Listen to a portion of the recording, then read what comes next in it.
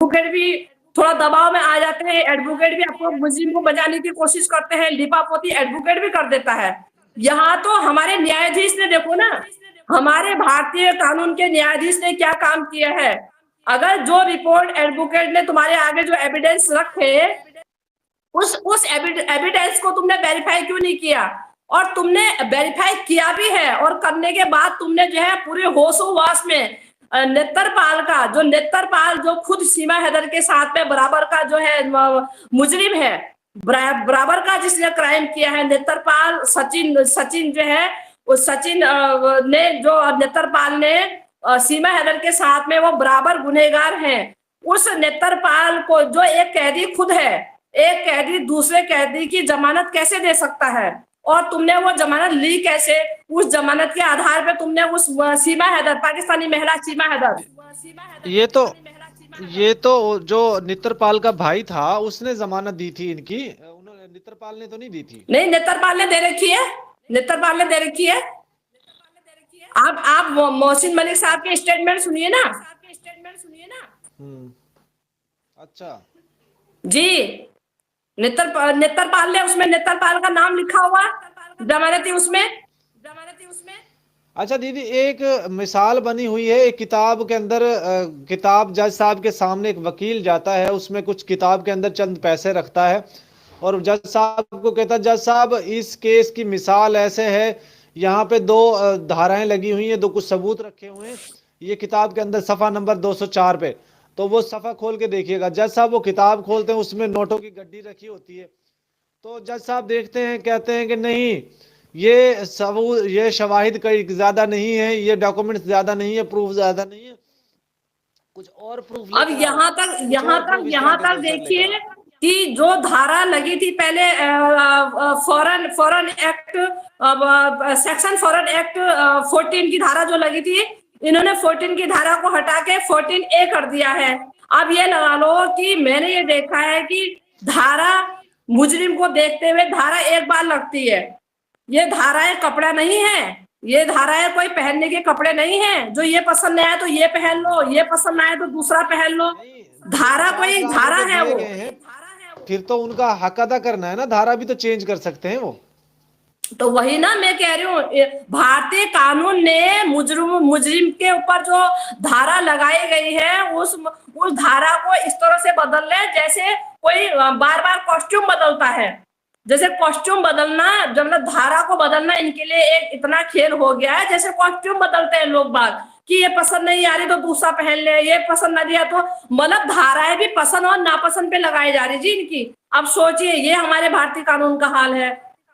अब मतलब हैरानी की बात है, हम हैरान हैं, और हमें अपने भारत के कानून पे पहले से ही शक था। ऐसा नहीं, हम बेवकूफ नहीं है। मैं कह रही हूँ कि ठीक है, जरूरी नहीं है जो सत्ता में बैठे हैं दिमाग उनके पास है, उसी देश का अन्न वो खा रहे हैं, उसी देश का अन्न हम भी खा रहे हैं, हम भी दिमाग रखते हैं, इतना हमें भी पता है। जब जब जब शुरू से आखिर तक उस अदर कंट्री की महिला को तुम फोन चलाने की परमिशन कैसे दे रहे हो? अगर वो फोन और उसको कैसे तुमने फोन चलाने की, वो कहाँ से सिम लेके आई? और जिसने, मैं कह रही हूँ, अगर वो तो फोन चलाना तो दूर की भाई, जो कोई उसको फोन भी अगर खरीद के दे रहा था, वो भी उतना ही बड़ा मुजरिम होना चाहिए था। कोई उसको फोन की सुविधा दे रहा है तो मुजरिम, वो भी क्राइम में आना चाहिए। और तुमने, और बराबर सोशल मीडिया में वो एक्टिव है, तुम मतलब पूरा डांस वीडियो कर रही है। हमारे कानून की तो मिली भगत तभी से ही हमको पता था कि हमारा भारतीय कानून उसके साथ मिला हुआ है। हमको तो पहले से ही पता था। देखिए दीदी, बड़े बड़ा वकील हैं, बड़े बड़े, अभी एक बहुत बड़ा अधिकारी है एक बड़े डिपार्टमेंट का, उसने आके इनके सूद आपने भी सुना, वो भी 2-3 दफा जी, मतलब ये लगा लो कि सारे जो हमारे भारतीय कानून के, जो हमारे भारत के जो बड़े बड़े जो बोले नामी गिरामी लोग जो है, नामी गिरामी अधिकारी जो है, सबने, मैंने कहा नहीं आपको, शुरू से लेके एंड तक लाइन में जो आलू बेचने वाले, सब्जी बेचने वाले होते हैं, आप किसी से भी रेट पता करो, एक रेट एक दाम बोलेंगे। वही इन्होंने वो काम कर रखा है। जिनके चेहरे ये सामने ला रहे हैं, उन चेहरों को सबको इन्होंने एक गठबंधन में बांधा हुआ है कि तुमने एक ही बात बोलनी है। मतलब ये लगा लो कि एक भारतीय महिला को ये बचाने की इसलिए पुरजोर कोशिश क्यों कर रहे हैं? आखिर इनका क्या स्वार्थ है इसमें?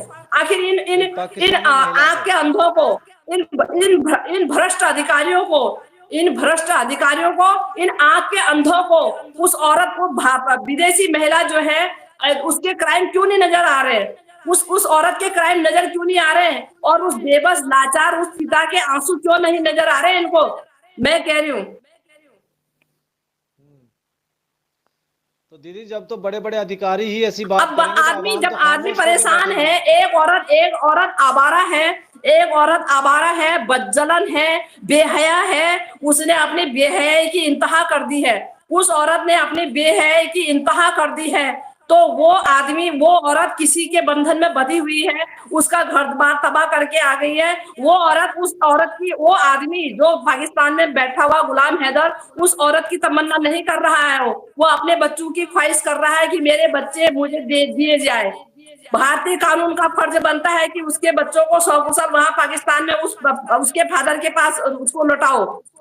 वो अपनी औरत की वो नहीं कर रहा है कि मेरे मेरी ये पत्नी मुझे दो, क्योंकि ये पत्नी तो जो है, इस पत्नी का करेगा कोई क्या, जिसका मुंह जिसने 70 बार काला कर दिया हो, वो करेगा भी क्या? वो तो भारतीयों को देने को तैयार है, इसको भारतीय रखो भाई, खाओ। हाँ, उसने ये तो भारत के लोगों पे मेहरबानी कर दी। ये शुद्ध देसी घी है, पूरा भारत भी चाटेगा इसको, ये खत्म नहीं होगा, इसको जी, रखें। जी। अब पाकिस्तान, अब बाहर सारा विश्व में ये बात का पता लग गया है ना कि ये पाकिस्तानी औरत पे, ये भारतीय जो जिसे बोलेंगे अधिकारी बोलेंगे, मैं तो आम आम आदमी तो कोई लट्टू नहीं हो रखा है, यही ज्यादा लट्टू हो रहे। कानून के रखवाला, कानून का रखवाला खुद ही उसका चमचा बना हुआ है। कानून का रखवाला जो न्याय के तरह, जहां न्याय का तराजू होता है, जहां मोटे मोटे अक्षरों में सामने न्यायाधीश के ऊपर लिखा होता है सत्यमेव जयते, न्यायालय में जो सुबह शाम जिसका रात दिन का काम है, जिसका प्रोफेशन ही वही है, वो बंदा उसका लट्टू बना हुआ है, वो बंदा उसका चमचा बना हुआ है। शर्मसार कर दिया इन्होंने भारतीय कानून को और भारतीय पूरे यहाँ पे नागरिकों को, और नागरिकों को भारत पे बिल्कुल इन्होंने कलंकित कर दिया है। अपने इन कमीनी पंथियों से जो है भारत के जो है यहाँ पे दागम दाग कर दिया है। और हम आज मतलब वो इस शब्दों को बोलने पे बहुत इन्होंने हमें लाचार और बेबस कर दिया है। और हद है, हम खुद हैरान हैं, छोटे छोटे क्राइमों के ये लोग जो हैं इतनी बड़ी सजा देते हैं कि साला उसका परिवार को बेघर कर देते हैं। अब मैं अपने भारत के कानून से मैं पूछना चाहती हूँ, अपने योगी मोदी से, अपने राष्ट्रपति से मैं पूछना चाहती हूँ, क्या ये क्राइम कहाँ से छोटा है? ये क्राइम तुम्हें कहाँ से छोटा लग रहा है? ये क्राइम तुम्हें कहाँ से छोटा लगा? ये क्राइम तुम्हें क्राइम क्यों नहीं लगा? उड़ाया जा रहा है ना, छोटा 14 सेक्शन 14 लगना चाहिए था, वो लगा दिया गया, उसको बाद खत्म कर कर कानून में चेंज किया जाता है एक भगोड़ी के लिए उसको। इस मामले को जज साहब ने दूसरे के कथानुसार इस मामले को जो है नहीं इसमें जमानत देनी चाहिए थी, क्योंकि ये मामला लोकल का नहीं था, ये मामला था अदर कंट्री का। तो अदर कंट्री के मामले में थोड़ी सी और उनको जो चश्मा था अपना और थोड़ा सा ज्यादा नंबर का लेके थोड़ा सा सही से देखना चाहिए था।